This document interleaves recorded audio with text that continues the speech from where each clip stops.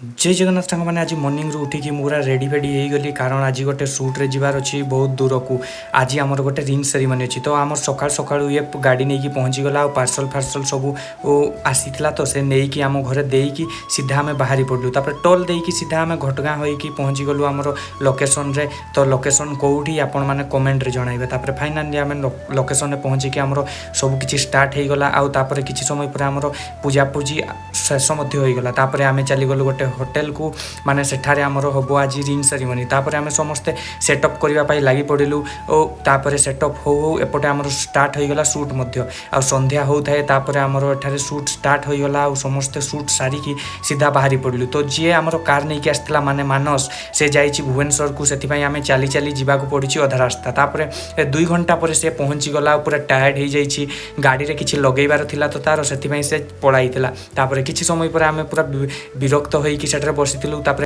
रास्तार आसवा time रे बारिंगा पड़ा आउ सेठारे कौन यात्रा गोटे होउतला तो सेठारे आमे पहुँचिकी सीधा यात्रार एंजॉय करने लगी पड़लु तो आज एतिकी टाटा।